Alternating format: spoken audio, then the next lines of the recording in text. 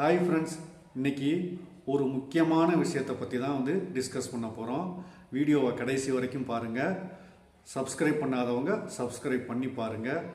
நம்ம ஒரு long distance ட்ரெயின்லேயோ passenger ட்ரெயின்லேயோ பயணிக்கும் பொழுது நமக்கோ அல்லது நம்ம கூட வந்த சக பயணிக்கோ ஏதாவது ஒரு மெடிக்கல் அசிஸ்டன்ஸ் தேவைப்படுது அப்படின்னா என்ன செய்கிறது?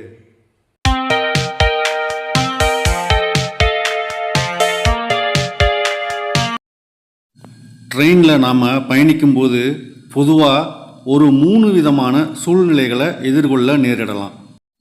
ஒன்று, நமக்கோ சக பயணிக்கோ ட்ரெயினில் நீட்டிகிட்டு இருக்கக்கூடிய ஏதோ ஒரு கம்பியோ தகரமோ ஏதோ ஒன்று கிழித்து காயம் ஏற்படலாம்.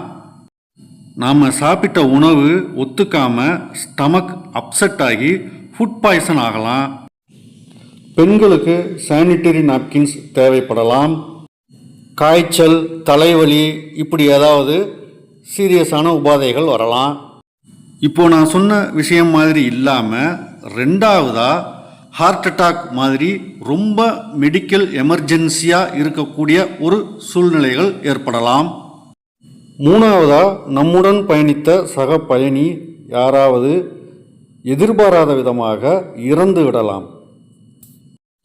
இப்போது இந்த மாதிரி 3 சிச்சுவேஷன்களுக்கும் ரயில்வே நமக்கு எந்த மாதிரி உதவிகளை தருகிறது?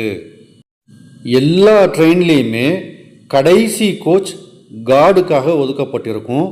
அந்த கோச்சில் ஃபஸ்ட்டு எய்டு கிட் இருக்குங்க.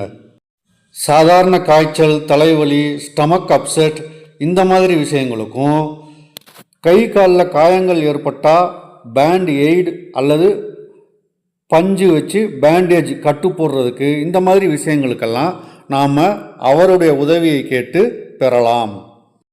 சானிட்டரி நாப்கின்ஸ் கூட அவங்கக்கிட்ட இல்லைன்னா கூட கார்டு அடுத்த ஸ்டேஷனுக்கு ஃபோன் பண்ணி ட்ரெயின் அந்த ஸ்டேஷனுக்கு போகிறதுக்குள்ளே வாங்கி வச்சுருப்பாங்க. நாம் அவங்கக்கிட்டேருந்து வாங்கிக்கலாம்.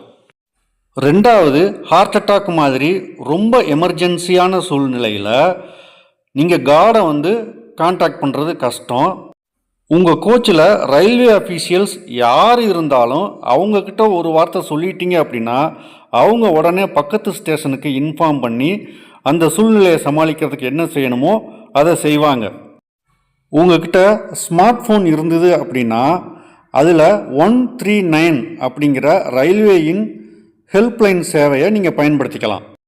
139 அப்படிங்கிற இந்த ரயில்வே ஹெல்ப்லைன் நம்பருக்கு ஒரு எஸ்எம்எஸ் நீங்கள் அனுப்ப வேண்டியிருக்கும்.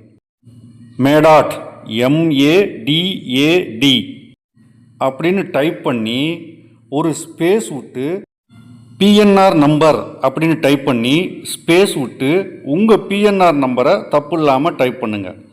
அடுத்து ட்ரெயின் நம்பர் அப்படின்னு டைப் பண்ணி ஒரு ஸ்பேஸ் விட்டு நீங்கள் போகக்கூடிய அந்த ட்ரெயின் நம்பரை டைப் பண்ணுங்கள்.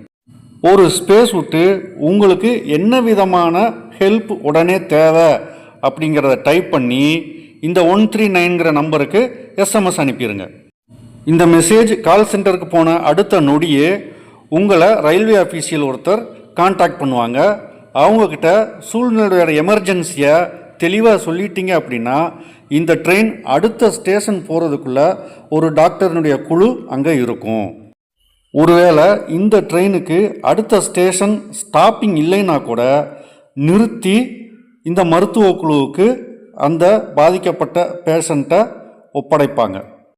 மூன்றாவது சூழ்நிலையான ஒருவேளை சக பயணி இறந்துட்டாங்க அப்படின்னா அவருடைய உறவினர்கள் நண்பர்களுக்கு ஃபோன் செய்து ஆம்புலன்ஸ் வரவழைக்கலாம்.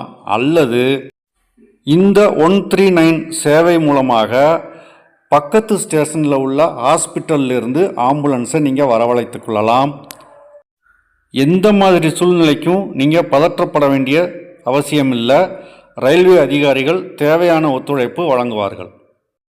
இந்த வீடியோ அவ்வளோதான். இதில் உள்ள இன்ஃபர்மேஷன் யாருக்காவது பயனுள்ளதாக இருக்கும்னு நினச்சிங்கன்னா உங்கள் நண்பர்களுக்கும் உறவினர்களுக்கும் ஷேர் பண்ண மறக்காதீங்க. சப்ஸ்கிரைப் பண்ணாமல் பார்க்குறவங்க சப்ஸ்கிரைப் பண்ணுங்கள், லைக் பண்ணுங்கள், கமெண்ட் பண்ண மறந்துடாதீங்க. தேங்க்யூ. நெக்ஸ்ட் வீடியோவில் சந்திப்போம்.